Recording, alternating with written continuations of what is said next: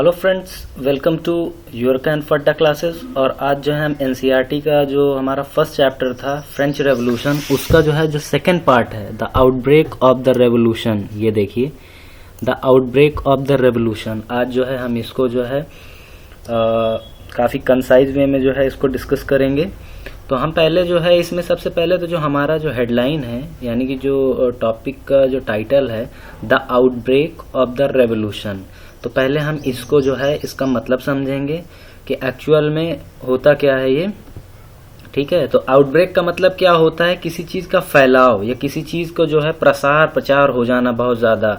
ठीक है, आउटब्रेक चारों दिशा में जो है कोई चीज को फैलने को क्या कहते हैं? आउटब्रेक कहा जाता है। रेवोल्यूशन का मैंने आपको जो है पहले ही समझाया था कि रेवोल्यूशन क्या है। रेवोल्यूशन एक तरीके का विद्रोह है, लेकिन जो पॉजिटिव है किसी जो है ये एक सकारात्मक जो है विरोध होता है। किसी चीज के खिलाफ जो बुरी हो उसके खिलाफ प्रतिक्रिया की जाती है बड़े बदलाव के लिए। ठीक है, और यह शॉर्ट टर्म में होता है, कम टाइम में होता है, लेकिन जिसका प्रभाव काफी लंबे वक्त तक बना रहता है। तो आप यहाँ पे समझ गए होंगे कि आउटब्रेक ऑफ द रेवोल्यूशन यानी कि जो क्रांति है उसका प्रसार प्रचार यानी कि फैलाव चारों दिशा में हो रहा है। फ्रांस के पर्सपेक्टिव में यहाँ पे बात हो रही है, यानी फ्रांस के बारे में यहाँ पर बात हो रही है।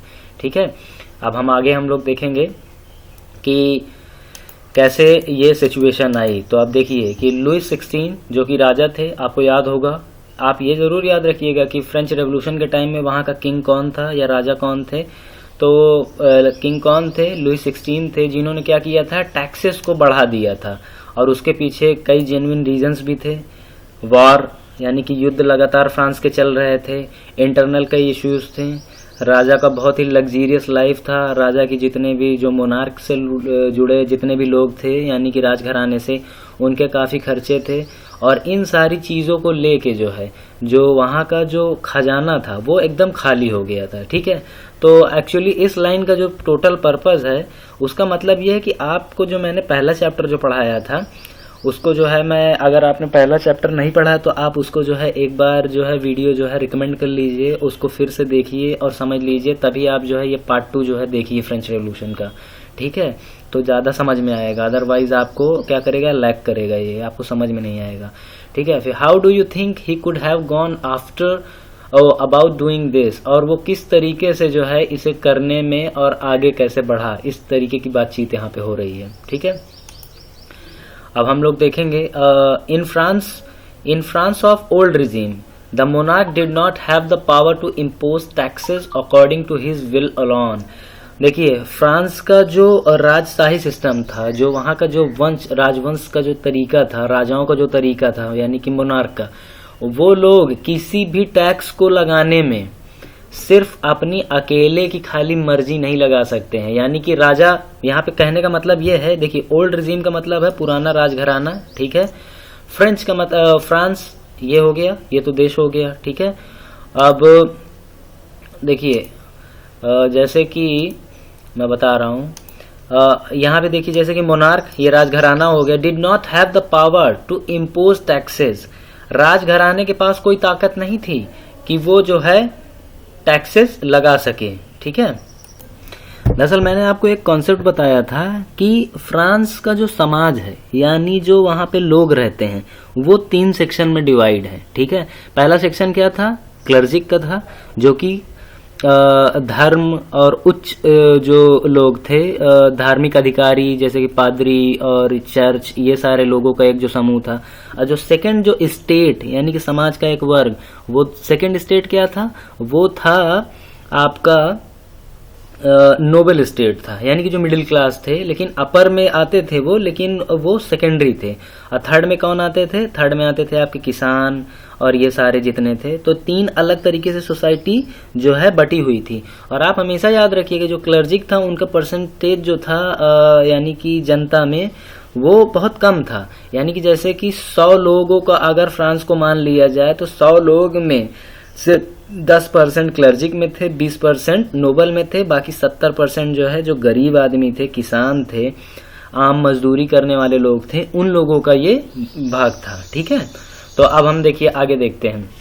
Rather he had to call a meeting of the state general which would then pass his proposal of new taxes. अब क्या है कि अगर उसे जो है नए टैक्सेस पास करवाने थे तो उसके लिए क्या है, स्टेट्स, तीनों स्टेट्स की एक जो जनरल मीटिंग होती है, तीनों की आम सहमति, तीनों जो वर्ग था समाज का उनको बुलाता, उनसे बातचीत करता, उनसे डिस्कशन करता। देखिए मैंने आपको स्टेट अभी बताया ना, स्टेट का एक्चुअल मतलब क्या होता है। स्टेट हमेशा याद रखिए, जैसे कि अभी आप अपने ही गांव में अगर आप जैसे कि एग्जाम्पल के तौर पर समझिए स्टेट्स एक्चुअल में फ्रांस का कैसा था।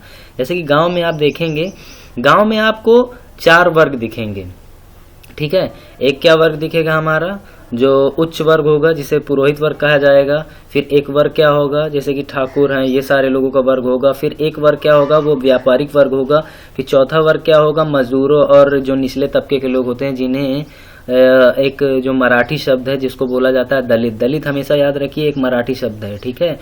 और इसकी उत्पत्ति जो है, इस शब्द की जो खोज है वो की थी ज्योतिबा राव फुले ने, ठीक है। किसने की थी, ये आप जो है मुझे कमेंट करके बताइए कि दलित शब्द की खोज किसने की थी, ठीक है। अब स्टेट का मैंने कॉन्सेप्ट आपको समझा दिया। आप इसको, इस सिस्टम को ही फ्रांस के जो सामाजिक सिस्टम है उस पे अप्लाई करिए, ठीक है। थोड़ा सा ये हैवी हो जा रहा है, लेकिन अगर आप समझने का प्रयास करेंगे तो आपको एक लंबे टाइम तक याद रहेगा और आप इससे जो है काफी इससे फायदा भी उठा सकेंगे, ठीक है। अब हम आगे देखते हैं। The states general was a political body.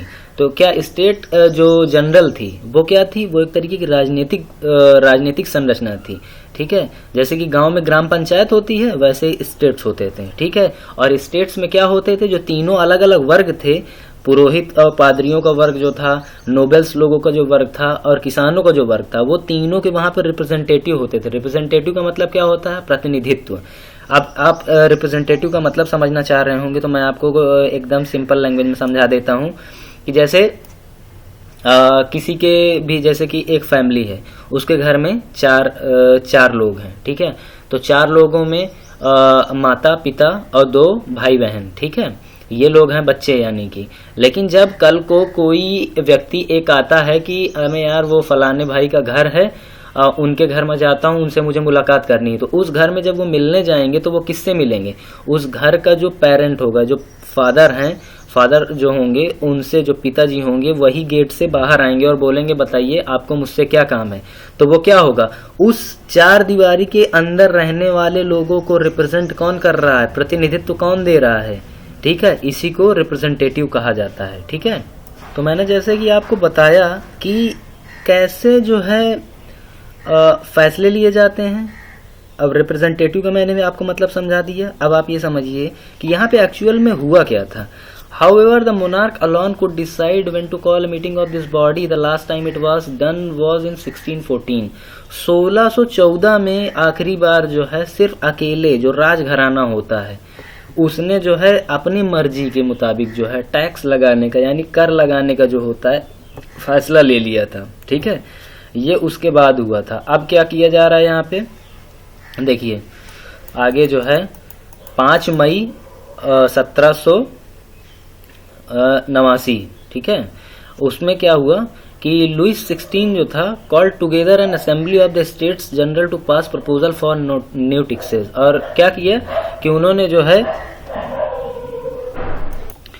देखिए 1789 में जो है क्या है, लुइस 16वें जो थे यानी कि जो वहाँ के जो 16 किंग थे, उन्होंने क्या किया था कि टैक्सेस को लेके उन्होंने एक प्रस्ताव रखा और उसमें जो है उन्होंने जो है जो वर्सेलीज है वहाँ का जो टाउन, वहाँ का जो हॉल था, वहाँ पर सारे लोगों को बुलाया, सारे लोगों के जो डेलीगेट्स थे। डेलीगेट्स का मतलब क्या होता है, ग्रुप ऑफ मेंबर्स, ठीक है। तो जैसे कि 5 लोगों का डेलीगेट आया है तो उसे क्या बोलेंगे कि ग्रुप ऑफ मेंबर्स हैं और यही लोग जो हैं बातचीत करेंगे, रिप्रेजेंटेटिव होंगे। तो देखिए the first and second state, पहला स्टेट यानी कि जो क्लर्जी लोगों को था और जो दूसरा स्टेट जो था जो कि नोबेल्स लोगों को था, टोटल उन लोगों को मिला के कितने लोग वहां पर आए हुए थे, सिर्फ 300 लोग आए हुए थे, 300 रिप्रेजेंटेटिव्स आए हुए थे, ठीक है। While the 600 members of the third state stand at the back. अब वहां पे क्या थे, 600 जो हैं जो किसान, गरीब मजदूर, मतलब गरीब जो लोग थे, पॉवर्टी से जो पीड़ित थे लोग, उन लोगों को जो है पीछे खड़ा किया गया हुआ था, वो 600 लोग टोटल थे। The third states was represented by it's more prosperous and educated members. और जो थर्ड स्टेट था, पहली बार ऐसा हुआ कि जो थर्ड स्टेज में जो लोग थे, लोग से मतलब आप समझ रहे हैं, जो उसके रिप्रेजेंटेटर थे वो बहुत ही एजुकेटेड लोग थे। इससे पहले क्या था, गरीब मजदूरों को रिप्रेजेंट कौन करता था, उन्हीं के बीच से कुछ अधकुचले और पिछड़े हुए किसान आते थे। लेकिन अब क्या हुआ, अब पढ़े लिखे लोग आ रहे हैं, आप समझ रहे हैं, उसमें जैसे कि लॉयर्स आ रहे हैं, ठीक है, उसमें बिजनेस मेंबर्स आ रहे हैं, धीमे धीमे जो है प्रॉस्पेरस लोग आने लगे। तो इसमें देखिए पीजेंट्स आएंगे, आर्टिसंस आएंगे, women's they denied entry the assembly. ये 3 लोग क्या थे, इन लोगों को जो है असेंबली में मीटिंग में आने से मना कर दिया गया था। इनके साथ जो है भद्र व्यवहार नहीं किया गया, अभद्र व्यवहार किया गया था। However their grievances and demands was listed in some 40,000 letters which the representative had brought with them. अब भाई देखिए, किसानों को और जो मिट्टी के बर्तन और ये सारी चीजें बनाते हैं और औरतें, इन लोगों को यहाँ पे आने ही नहीं दिया गया असेंबली में। तो इन लोगों ने क्या किया, लगभग 40,000 किसान, महिलाओं और बर्तन बनाने वाले इन लोगों ने, मूर्तिकार, शिल्पकार, इन लोगों ने क्या किया, 40,000 से ज्यादा लेटर्स लिखे और इनके जो रिप्रेजेंटेटिव थे, जो 600 की तादाद में थे, वो लोग इनकी चिट्ठियां लेके वहां पर आए हुए थे। ठीक है, अब देखिए मैं आपको जो है आगे बताता हूँ कि वोटिंग सिस्टम कैसे हुआ, क्या चीज शुरू हुई। ठीक है, एक्टिविटी के तौर पे, voting in the states general in the past had been conducted according to the principle that each state had 1 vote. देखिए वोट का वहां पे जो सिस्टम था, ठीक है, प्रत्येक जो स्टेट था उसमें जो एक व्यक्ति था, ठीक है, the principle that each state had 1 vote. तो तीनों स्टेट के क्या थे कि जो वोट थे एक एक एक थे। देखिए एक स्टेट कितने थे, 3 थे। एक स्टेट क्लर्जी लोगों का था, जो पादरी थे, जो मतलब कि रिलीजियस धार्मिक लोग थे, उनका एक ग्रुप था। एक नोबेल लोगों का था और एक किसानों का। तो तीनों के वोट कितने थे, एक एक थे।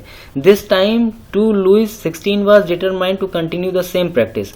और इस बार भी जो है यही प्रक्रिया को अपनाया गया।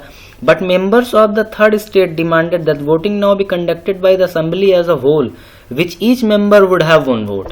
अब देखिए पहले क्या होता था कि 3 अलग अलग वर्ग थे, ठीक है, तो उसमें क्या होता था, जो अमीर लोग थे, पहले स्टेट वाले और दूसरे स्टेट वाले, वो लोग क्या करते थे, अपने फेवर में वोट कर लेते थे। और जो किसान होते थे उनके पास एक वोट होता था, उनका वोट कमजोर पड़ जाता था और उनकी बात को नकार दिया जाता था। लेकिन अब की बार असेंबली में लोगों ने ये आह्वान किया, लोगों ने ये गुजारिश की, लोगों ने ये मतलब कि एक अपनी बात जो है एकदम पुरजोर तरीके से रखी कि देखिए एक व्यक्ति का एक वोट रहेगा। इस तरीके से क्या होगा कि देखिए 600 मेंबर हैं थर्ड स्टेट में, 300 मेंबर किसमें हैं, फर्स्ट और सेकंड स्टेट दोनों को मिला के हैं। तो किन लोगों का जो है मान्य हो जाएगा, गरीबों की अब बात सुनी जाएगी। ये बोला जाएगा कि अब जो है गरीब आदमी की समस्या पे फोकस किया जाएगा कि नहीं सिर्फ खाली अमीर अपना ही फायदा देख रहे हैं, ऐसा नहीं किया जाएगा। ठीक है, but members of the third state demanded that voting now be conducted by the assembly as a whole which each member would have 1 vote. ये देखिए मैंने आपको समझा दिया। अब यहाँ पे मांग हो रही कि प्रत्येक व्यक्ति का एक वोट दिया जाएगा। अब स्टेट का कोई वोट नहीं होगा कि 3 स्टेट हैं 3 वोट हो गए। अब देखिए स्टेट के अंदर जितने मेंबर हैं उनके एक एक वोट किए जाएंगे, उसको काउंट किया जाएगा और फाइनल रिजल्ट जो आता है उस वोट के आधार पर होगा। ठीक है, This was one of the democratic principles put forward by the philosophers like Rousseau in his book The Social Contract। और जो सामाजिक समझौता नाम की जो किताब थी रूसो की, ठीक है, रूसो एक फिलोसफर है। फिलोसफर मतलब दार्शनिक, जो विचारक होते हैं ना, उनको फिलोसफर कहा जाता है इंग्लिश में। ठीक है, अब ये जो बातचीत शुरू हुई, ये एक तरीके की लोकतांत्रिक बात थी, ये लोकतांत्रिक मूल्यों पर आधारित थी। ये डेमोक्रेटिक प्रिंसिपल्स जो होते हैं, जैसे कि आप गांव में देखिए डेमोक्रेटिक। अब मैं आपको एक चीज यहाँ पे एक चीज ये बता दूं कि डेमोक्रेटिक प्रिंसिपल होते क्या है।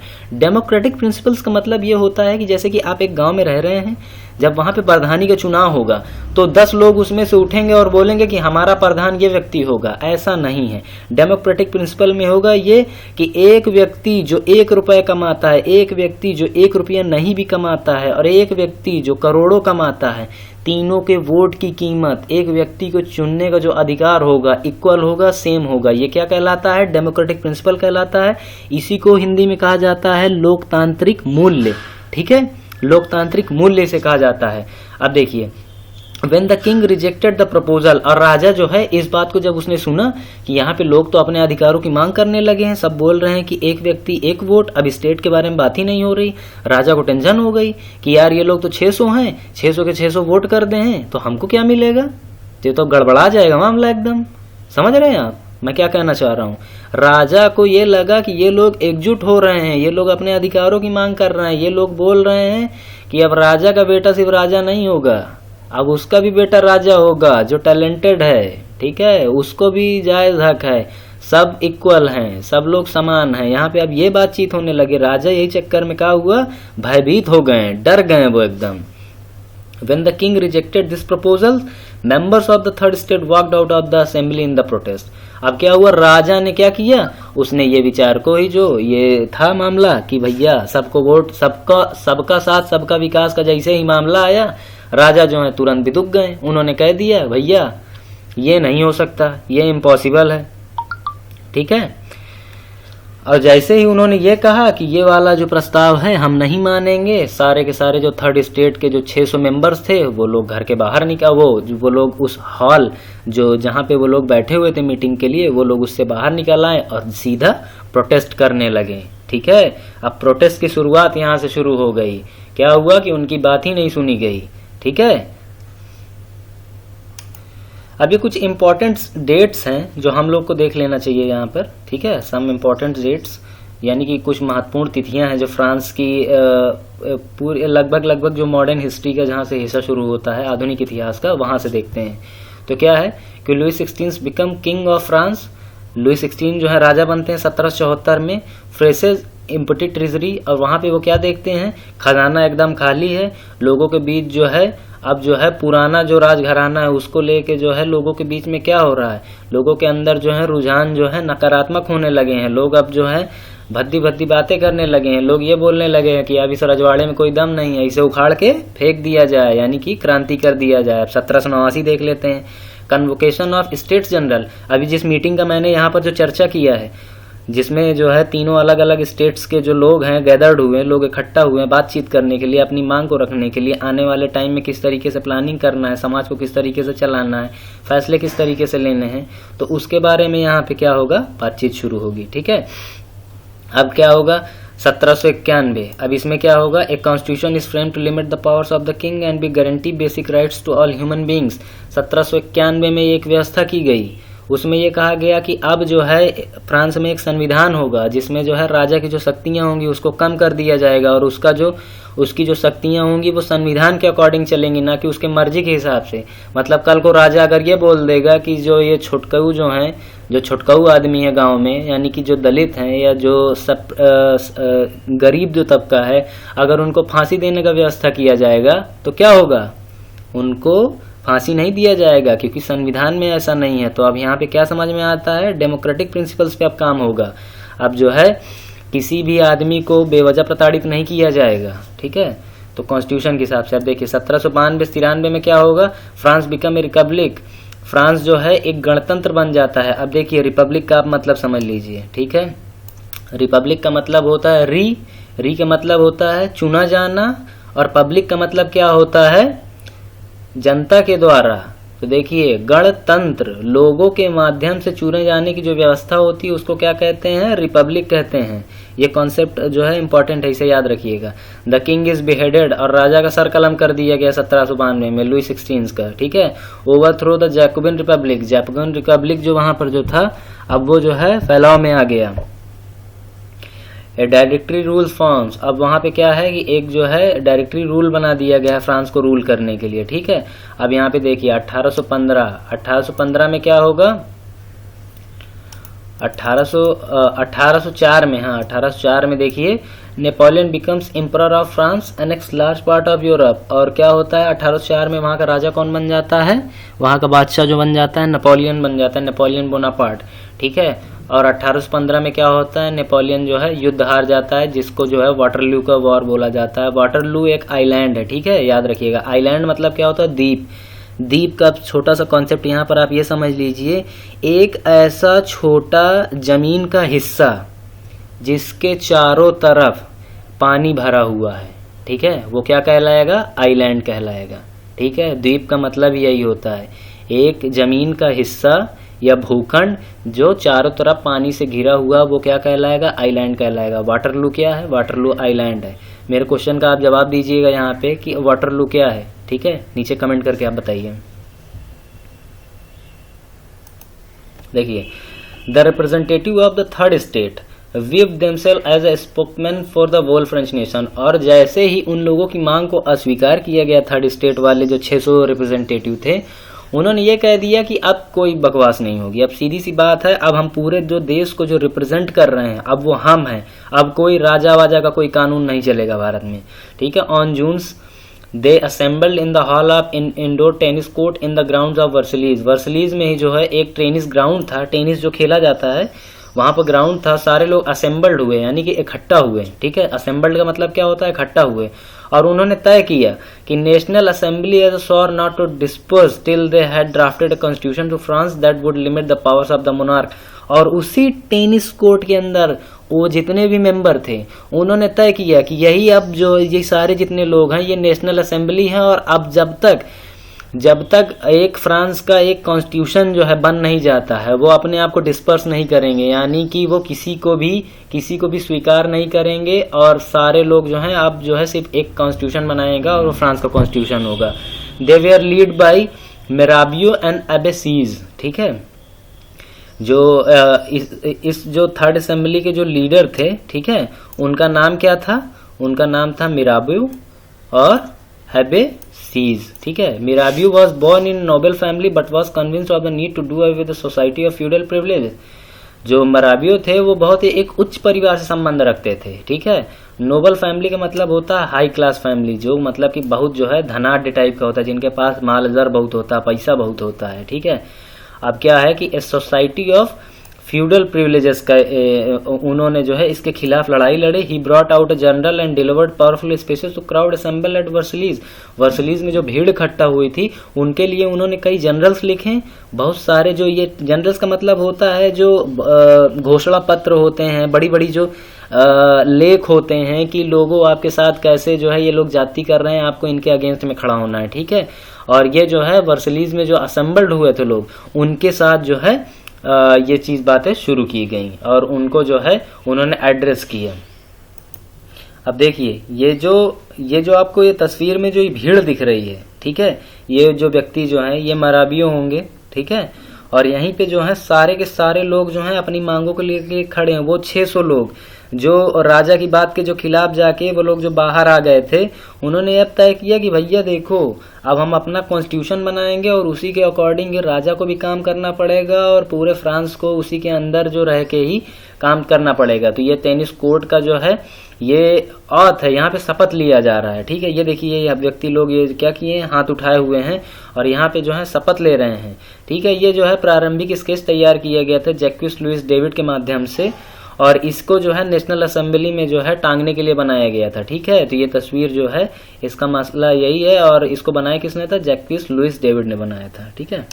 देखिए मैंने आपको बताया कि इस जो थर्ड स्टेट थे उसके लीडर कौन थे, नेशनल असेंबली में जो लीडर कौन थे, तो एक तो थे मराबियो थे, दूसरे कौन थे, अबेसीज थे। तो उसमें क्या हुआ था, अबेसीज दरअसल एक पादरी थे और उन्होंने जो है एक बहुत ही बढ़िया जो है जो पत्र नहीं होता है, जैसे कि कोई दुकान खुलती है तो उसके लिए जो पैम्पलेट नहीं बांटे जाते हैं, तो उन्होंने एक पैम्पलेट लिखा था जो बहुत ही प्रभावी तरीके का पैम्पलेट था जिसका नाम था व्हाट इज थर्ड स्टेट, यानी कि तीसरा स्टेट क्या है। वो जो 600 लोग जिस वर्ग से संबंध रखते थे उसका एक्चुअल में मतलब क्या है, वो एक्चुअल में है क्या, ठीक है।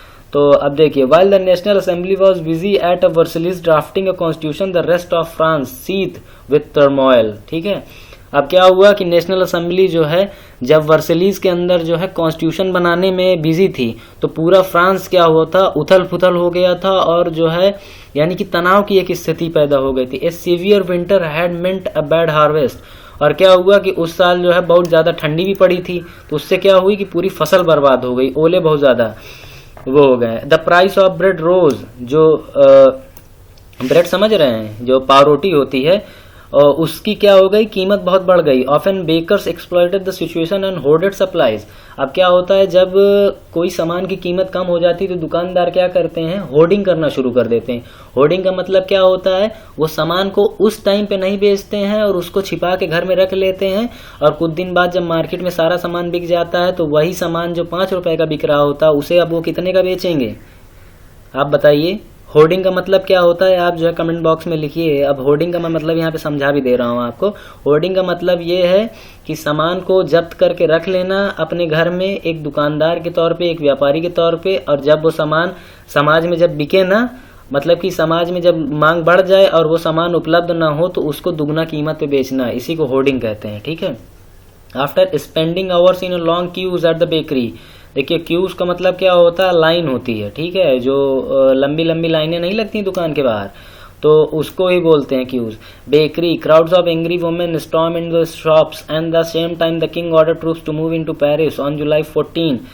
The agitated crowd stormed and destroyed the Bastille. और क्या हुआ कि अब औरतों के अंदर बहुत गुस्सा आ रहा था, क्योंकि उनके बच्चे भूखे थे, उनके घर में जो बूढ़े थे वो भूखे थे, ठीक है। अब क्या हो गया कि उनके पास पैसे हैं नहीं, क्रॉप पूरी उनकी जो उनकी फसल थी पूरी बर्बाद हो गई है, तो अब वो क्या करेंगे, अब उनके अंदर प्रतिरोध आ रहा है। वो दुकानदारों की जो दुकानें थी उनको तोड़ के उनके अंदर घुस गए और इतना सामान था लूटपाट मचा दिया। राजा ने क्या किया, सैनिकों का जो ग्रुप था उनको ऑर्डर दे दिया कि जाओ इन लोगों को रोको और इन लोगों को मारो पीटो, इस तरीके की स्थिति आ गई, ठीक है। In the countryside, rumor spread from village to village that the lords of Manor had hired band of brigands who were on their way to destroy the ripe crops. और कंट्री साइड यानी देश के भी और अलग अलग हिस्सों में एक क्या है, एक अफवाह गांव से गांव के अंदर ही फैल गई कि जो मैनर होते हैं, लॉर्ड्स ऑफ द मैनर, जो राजा के जो छोटे छोटे सामंत हैं, उन्होंने क्या है, बैंड्स ऑफ ब्रिगेंड्स, एक ग्रुप होता है जो सामंत हैं या जो ठाकुर प्रवृत्ति के लोग हैं, उन लोगों ने क्या किया है कि लुटेरों का एक ग्रुप तैयार किया है। देखिए इसका मतलब यही होता है, बैंड ऑफ ब्रिगेंड्स का मतलब होता है डाकुओं का समूह या डाकुओं का group. Who were on the way to destroy the ripe crop. और वो लोग क्या करने जा रहे हैं, जो गांव के किसानों की जो पकी हुई फसल है उसको बर्बाद करने जा रहे हैं, उसको एकदम जला के मतलब तोड़ फोड़ मचा देंगे, एकदम खराब कर देंगे। Caught in a frenzy of fear. और लोगों को क्या है, लोगों को एकदम सकते में डाल दिया, लोग एकदम परेशान हो गए। पीजेंट इन सेवरल डिस्ट्रिक्ट, बहुत सारे जिलों में किसान, पीजेंट का मतलब क्या होता है, किसान होता है। Seized hoes and pitchforks and attacks châteaux. इसका मतलब यह है कि जो किसान हैं उन्होंने क्या है, जो कुदाले, होज का मतलब क्या होता है, जो ये फरुआ होता है, फावड़ा या कुदाल, और पिच फोर्क वो एक तरीके का डंडा होता है, और उसके क्या होता है, उसमें जो होता है दांत टाइप के जो है 3-4 लगे होते हैं, और उससे क्या किया जाता है, घास या बाकी चीजों को जो है खोदा भी जाता है और घसीट के फेंका भी जाता है। उन्होंने क्या किया कि जो चैटॉक्स थे, चैटियॉक्स पे उन्होंने क्या किया था, उन्होंने अब कब्जा कर लिया, उस पे जो है उन्होंने आक्रमण कर लिया। अब देखिए इसका मतलब मैं बता देता हूँ, चैटियॉक्स का मतलब, ये चैटू का मतलब क्या होता है। इसका मतलब ये होता है कैसल और stately residence belonging to king और नोबलमैन मैनर। एक तरीके का मतलब कि घर होता है महल टाइप का, जिसमें होता है राजा के, या तो राजा के लोग, या तो जो नोबल मैन होते हैं, जो अपर क्लास जो पॉपुलेशन होती है, उन लोगों की फैमिलीज जो होती है यहाँ पर रहती है, ठीक है। दे लूटेड होर्डेड ग्रेन। उन्होंने क्या किया कि जो होर्डेड ग्रेन था, जो मतलब कि इकट्ठा करके जो अनाज रखा था उसको लूट लिया। And burn down documents containing records of memorial. बहुत सारे लोगों के जो उधारी के जो बही खाते वगैरह होते हैं, जिनमें उधारी के रिकॉर्ड रखे जाते हैं, उनको जला दिया। ना तो अब कोई रिकॉर्ड ही रहेगा, ना तो कोई कर वसूलने आएगा, ना कोई टैक्स वसूलने आएगा। A large number of nobles fled from their homes. अब जितने भी जो नोबल लोग थे, ठीक है, जो सेकंड स्टेट वाले पीपुल थे, वो सब अपना घर घर छोड़ के भाग गए थे। Many of them migrating to neighbouring countries. और जो पड़ोसी के देश थे, जैसे कि इटली है, स्विट्जरलैंड है, जर्मनी है, इधर स्पेन है, इन सारे देशों में जो है नोबेल लोग भागे जा रहे थे डर के मारे, क्योंकि क्या है कि अब गरीब जाग गया था, अब गरीब अपने हक की मांग करेगा, इस तरीके की चीजें हो रही थी। Faced with the power of his revolting subject, ठीक है। अब क्या हुआ कि Louis 16 finally accorded recognition to the National Assembly and accepted the principle that his powers would from now on be checked by a constitution. अब क्या हुआ कि लुई 16वें जो थे वो एकदम दबाव में आ गए। उन्होंने देखा कि लोग जो हैं अब बहुत ज़्यादा गुस्से में हो गए हैं, अब बहुत ज़्यादा उनके अंदर आक्रामक, अब वो डिफेंसिव हो रहे हैं, अब जो है मारकाट होगी, आम आदमी एक दूसरे को मारेगा। इससे अच्छा ये है कि उन्होंने क्या किया कि जो नेशनल असेंबली की जो मांग थी, ठीक है, कि डेमोक्रेटिक वैल्यूज पे जो है पूरा फ्रांस चलेगा, यानी कि अब संविधान बनेगा, संविधान के हिसाब से बात चलेगी, जो संविधान में लिखा हुआ उसी बात को फॉलो किया जाएगा, ना कि जो राजा कहेगा। ठीक है, तो 4 अगस्त 1789 को क्या है वो जो पास कर दिया गया, assembly pass the decree abolishing the feudal system of obligations and taxes. ठीक है, बाध्यताओं और करों का जो कानून था, जो कि एक फ्यूडल सिस्टम था, यानी कि ये जागीरदारों, ठाकुर ठकार लोगों का जो एक सिस्टम होता है, उसको जो है खत्म करने की बात यहाँ पर की गई, और एक कानून जो है एबॉलिश कर दिया गया। एबॉलिश का मतलब होता है खत्म करना। ठीक है, एबॉलिशिंग का क्या मतलब होता है? खत्म करना। आप जो है कमेंट में आप बताइए कि एबॉलिश का मतलब क्या होता है। Members of the clergy too were force to give up their privileges. जितने भी पादरी थे, चर्च से रिलेटेड जो जितने भी लोग थे, धर्म वाले जो धार्मिक मान्यताओं से जुड़े हुए लोग थे, उन लोगों को ये बोला गया कि उनको जितने भी अधिकार दिए गए हैं सारे अधिकार अब वो छोड़ेंगे। ठीक है, अब अगर कल को ये सिस्टम बन जाए कि जैसे कुछ अधिकार इस तरीके के उनको दिए गए थे कि बहुत सारी मामलों में उनको छूट दिया गया था, बोला गया कि अब सब समान है। ठीक है, जात पात का टूटा जो है जो डोरी जो होती है वो टूट गई है और सब बराबर हो गए समाज में। Tithes were abolish and land owned by church were confiscated. Tithes मैंने जो है आपको एक जो टैक्स के बारे में बताया था। टीथेज क्या था टैक्स? टीथेज टैक्स के बारे में आप मुझे जो है कमेंट में करके बताइए, और अगर नहीं समझ में आएगा तो मैं टीथेज और जो एक दूसरा जो टैक्स था उसके बारे में बताऊंगा। चर्च ने जितनी भी जो है जमीन जो है आउंड कर रखी थी, जमीन पे जितना कब्जा मार के रखा था, अब गरीबों को बांट दिया गया। As a result the government acquired asset worth at less 2 billion leverage. अब क्या हुआ कि as a result the government acquired, और जो है गवर्नमेंट ने क्या किया, 2 बिलियन लीवरेज तक के जो है एसेट जो होता संपत्ति जो है कब्जे में ले ली। अब देखिए अब क्या होगा, France become a constitutional monarchy. ठीक है, अब फ्रांस क्या हो गया, एक संविधान पर आधारित जो है राजतंत्रात्मक शासन हो गया। अब राजा जो है सिर्फ खुद के फैसले नहीं लेगा, अब उसका जो फैसले का सिस्टम होगा वो ये हो गया है कि अब जो है जैसा कि संविधान में कहा जाएगा राजतंत्र वैसा ही करेगा। The national assembly completed the draft of the constitution in 1791। 1791 में जो है जो नेशनल असेंबली थी जिसने ठेका लिया था कि हम संविधान को बनाएंगे, उन्होंने क्या किया, संविधान का फाइनल जो ड्राफ्ट था, यानी कि प्रारूप जिसे बोलते हैं, खाका समझते हैं ना आप लोग, उसको ही जो है कंप्लीट कब किया, 1791। Its main object was to limit the powers of monarch. इसका जो मेन उद्देश्य था वो राजा लोगों की शक्तियों को कम करना था। This power instead of being concentrated in the hand of 1%, सारी शक्ति जो एक व्यक्ति के हाथ में थी उसे जो है अब सेपरेटेड करना था। यानी कि अब जो है डिफरेंट जो इंस्टीट्यूशन होते हैं उनको जो है, जैसे कि जुडिशरी का काम है, यानी कि अगर न्याय देने का काम है, इंसाफ देने का काम है, अब वो जज करेंगे। कानून बनाने का काम जो है वो क्या करेंगे, वो व्यवस्थापिका करेगी।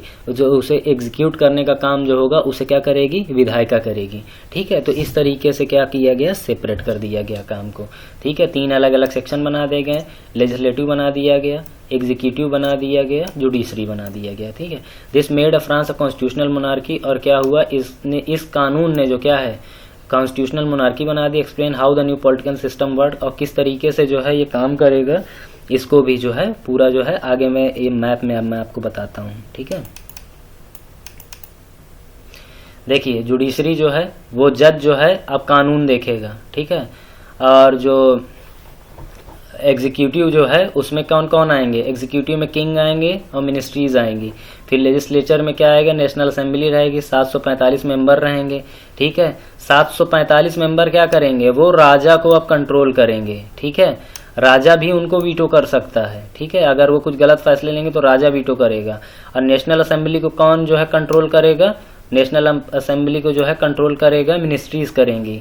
और ये क्या होगा, इलेक्टर्स होंगे। यहाँ पर जो है ये जो नेशनल असेंबली में जो 745 लोग हैं इनको चुनेगा कौन, ये जो है 50,000 जो लोग हैं इनको चुनेंगे।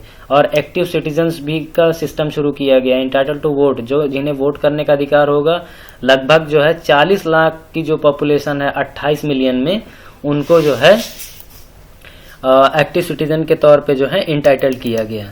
और पैसिव सिटीजन्स वो होंगे जिन्हें जो है वोटिंग राइट्स नहीं दिए जाएंगे। अबाउट 3 मिलियन यानी कि 30 लाख लोग ऐसे थे जिन्हें जो है वोट करने का अधिकार नहीं था। उसमें क्या कौन कौन थे? वुमेन्स थे, चिल्ड्रंस थे और यूथ बिलो 25 थे। 25 साल की उम्र से जो कम के बच्चे थे उनको वोट करने का अधिकार नहीं दिया गया था। ठीक है। अब देखिए जो फ्रांस का जो सिस्टम था अब वो 1791 के आगे जो है वो संवैधानिक तौर पे हो गया था। अब जो कुछ भी होगा नेशनल असेंबली के माध्यम से जो है इनडायरेक्टली जो है उसको संभाला जाएगा। The citizens voted for a group of electors, मतलब जैसे कि सिस्टम जो बनाया गया है ना, जैसे कि मैंने आपको ऊपर समझाया, अब चीजें उस तरीके से होंगी। Only men about 25 years age who paid taxes equal to at least 3 days of labours wage were given the status of active citizen. वो एक्टिव सिटीजन का कॉन्सेप्ट समझ लीजिए। ठीक है।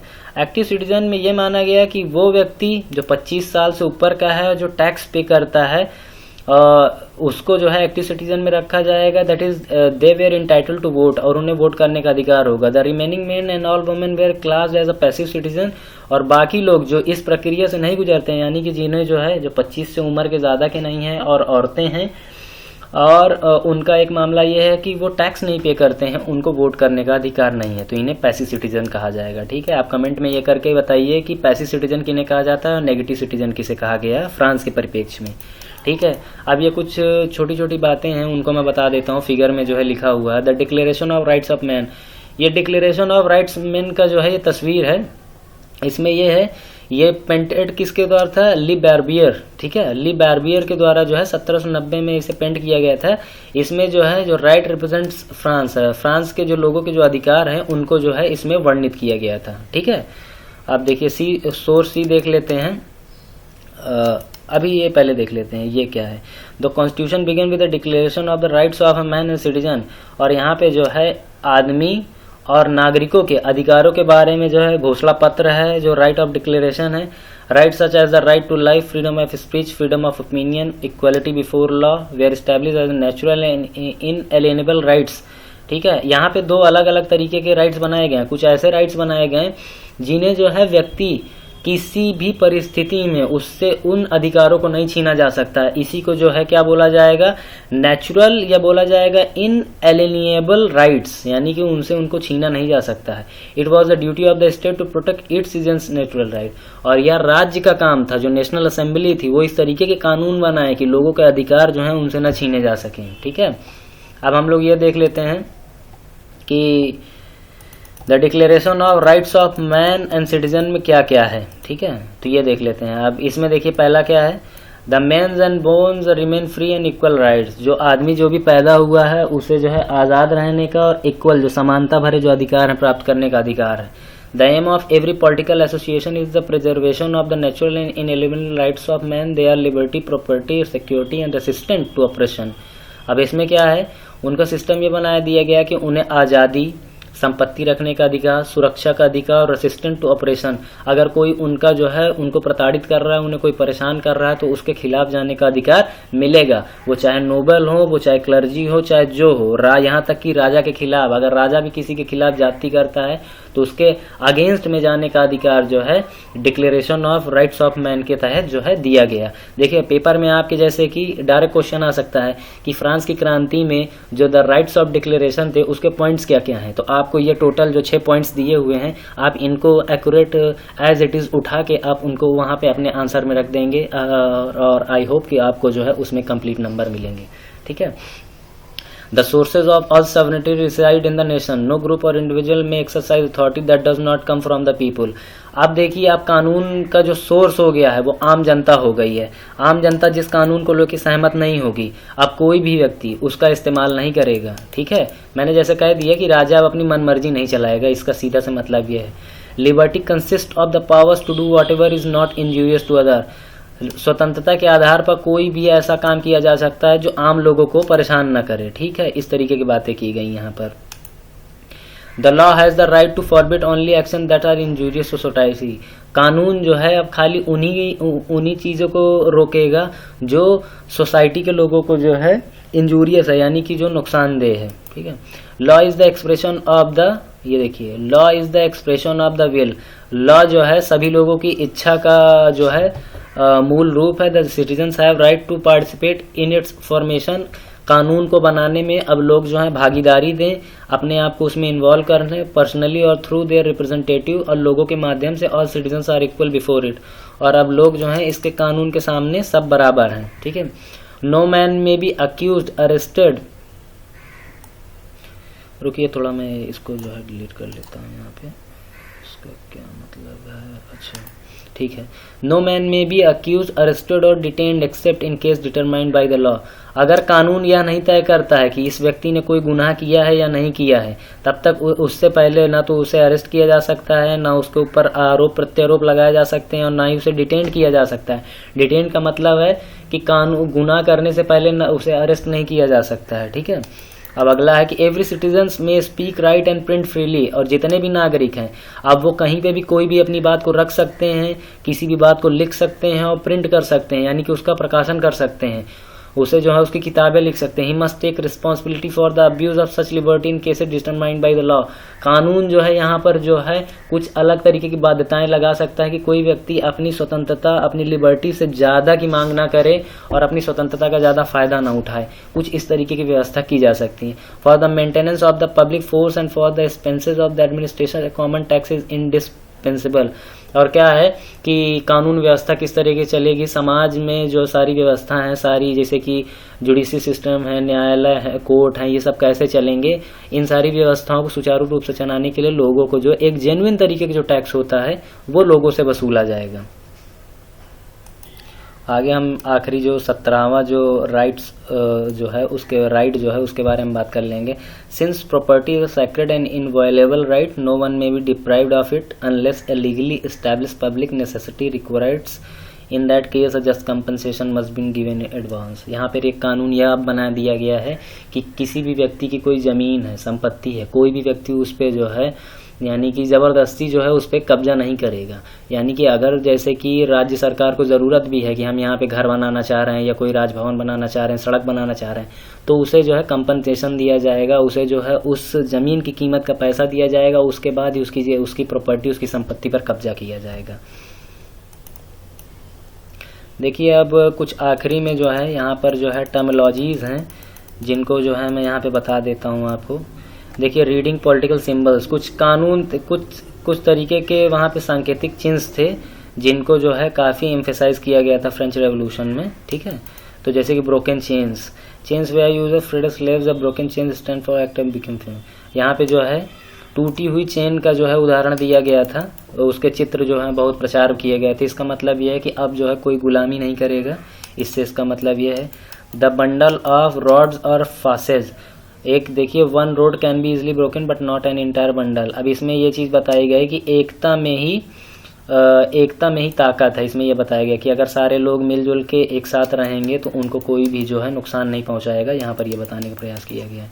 The eye within a triangle radiating light, the all seeing eye stand for knowledge, the rays of the sun will drive away the cloud of ignorance. यहाँ पे यह बताया गया है कि ज्ञान का जो प्रकाश होता है वही सारे अंधकारों का जो है विनाश करेगा, विध्वंस करेगा, ठीक है। आगे देख लीजिए sceptre, symbol of royal power. ये जो है, ये जो आप ये देख रहे हैं इसे सेप्टर कहा जाता है, सिंबल ऑफ रॉयल पावर। ये राजघराने की ताकत का जो है सांकेतिक चिन्ह है। देखिए snake biting is tail to form a ring. अब ये क्या है, symbol of eternity, a ring has neither beginning और नॉर एंड। ये एक तरीके के जो है फिलॉसफी है जिसमें ये कहा जाता है कि एक अंगूठी जो होती है उसका कोई अंत नहीं होता या उसका कोई किनारा नहीं होता है, ठीक है। वो जहाँ शुरू होती है वहीं पर से फिर शुरू हो जाती है, ठीक है।